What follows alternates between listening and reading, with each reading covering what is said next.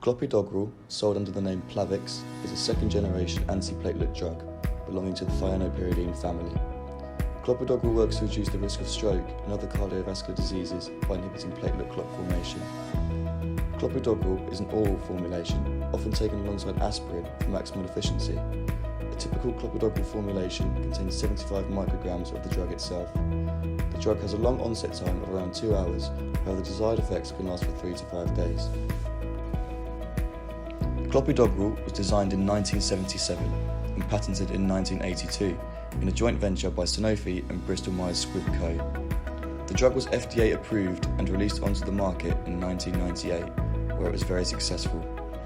Before its patent expiry in 2012, it was the second best-selling drug globally, and in 2010 grossed over $9 billion.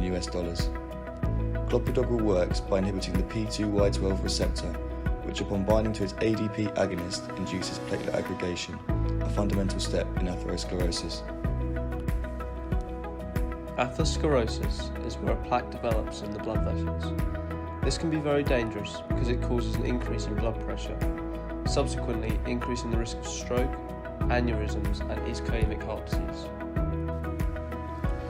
Atherosclerosis develops when low-density lipoproteins, known as LDLs, are deposited in the blood vessels.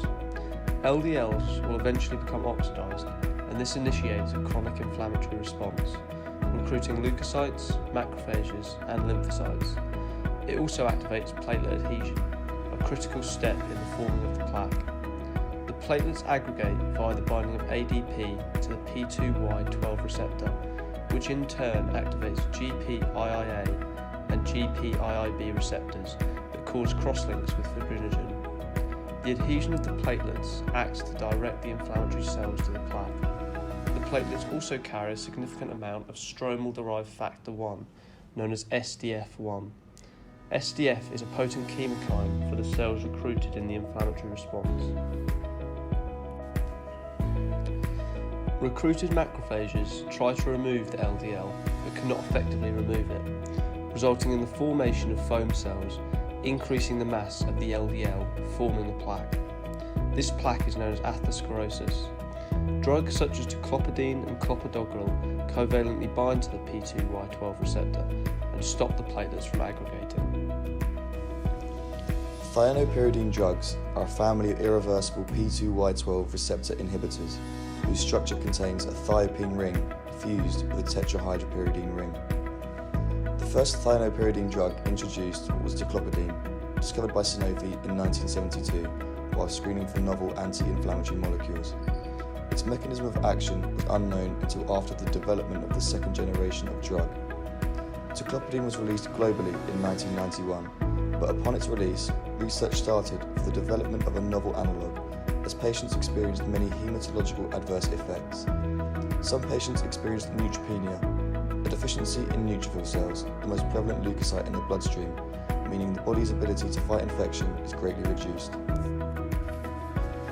There were also some reported cases of thrombotic thrombocytopenic purpura, also known as TTP, a disorder leading to the formation of small blood clots forming in the smaller blood vessels all over the body. These clots result in reduced platelet and red blood cell count, and ultimately lead to the failure of major organs such as the brain, heart, and kidneys. Along with these serious adverse effects, typical side effects of clopidine treatment include diarrhea, nausea, dyspepsia, and abdominal pain. A novel analogue was developed in the form of Clopidogrel, which began preclinical trials in 1987 and was released onto the market 11 years later. The major noticeable change to the analogue was the replacement of a hydrogen with an ester group.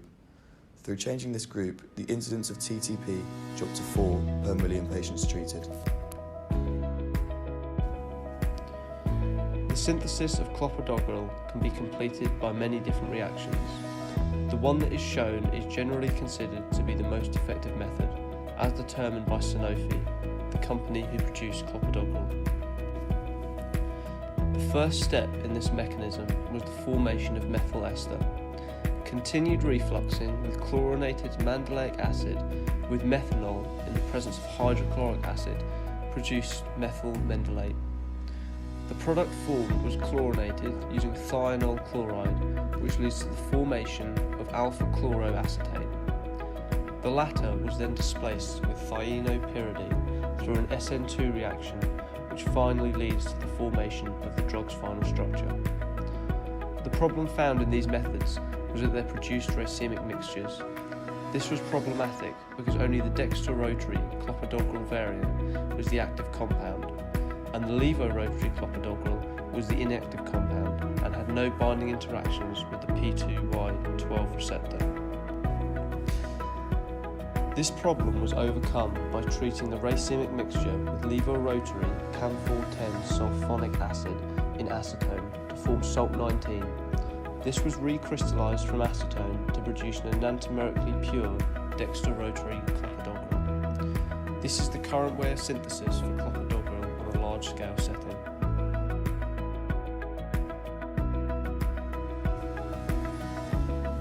Clopidogrel is actually a prodrug and is only active after it's undergone 2 sequential oxidations by cytochrome P450 enzymes, known as CYP enzymes, to form its active metabolite.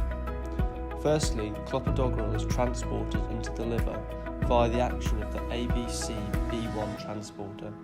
This is where the 2 sequential oxidation steps occur. The first oxidation converts Clopidogrel into 2-oxoclopidogrel via the action of CYP1A2, CYP2C19 and CYP2B6. The first step involves the addition of a ketone through an epoxide formation.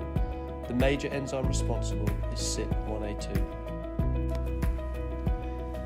The second oxidative step converts 2-oxoclopidogrel into the active metabolite via the action of CYP3A4, CYP2C9, CYP3A5, CYP2B6 and CYP2C19. As well as the 2 oxidation steps, there is also an enzyme called CES1 that can deactivate Clopidogrel, 2-oxoclopidogrel and the active metabolite.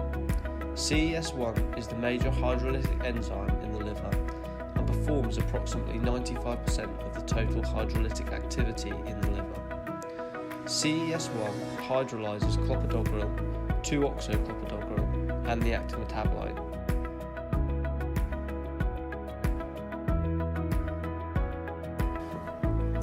When ADP activates platelet aggregation, it binds to the P2Y12 receptor and the P2Y1 receptor.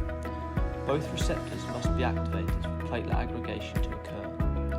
Once activated, the GI protein that is bound to the P2Y12 receptor is liberated into the G-alpha and G-beta gamma subunits.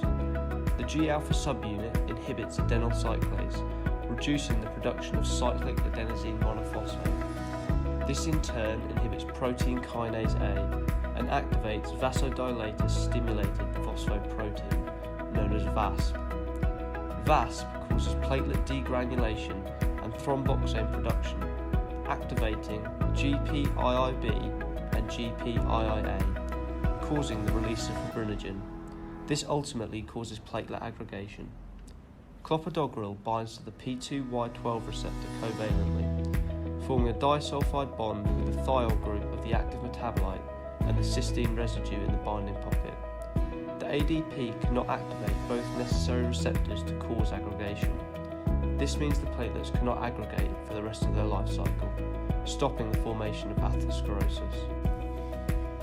Clopidogrel was introduced as a safer alternative to clopidine, reducing the serious adverse effects and to improve antiplatelet action, but it's not free of its own adverse effects. Along with some incidents of TTP, patients may experience hemorrhage, which is blood loss from the circulatory system. This can occur either internally or externally through openings such as the mouth and nose.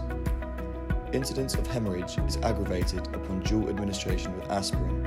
Although co-administration increases the drug's antiplatelet ability, this can explain the adverse effects.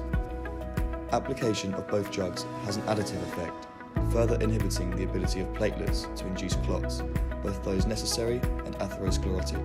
This leads to increased bleeding. This excessive bleeding leads to other common side effects such as easily bruising, caused by internal bleeding to the interstitial tissues associated with blunt trauma. Other common side effects include nausea, itching, and heartburn.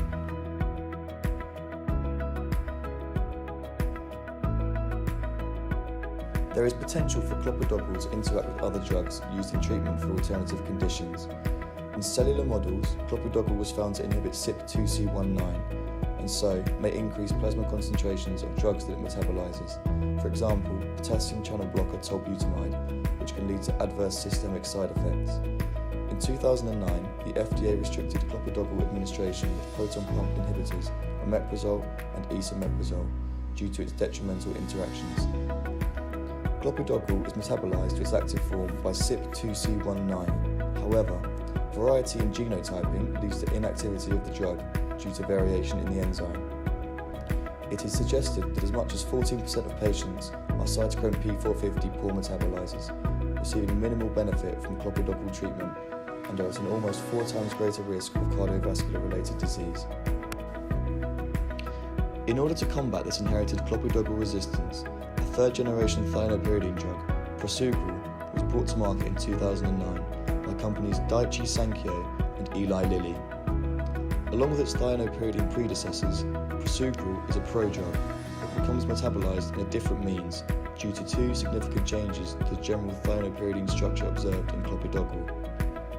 Firstly, the ester group found in clopidogrel is switched to a ketone group attached to a tricyclized carbon structure, making it more metabolically stable.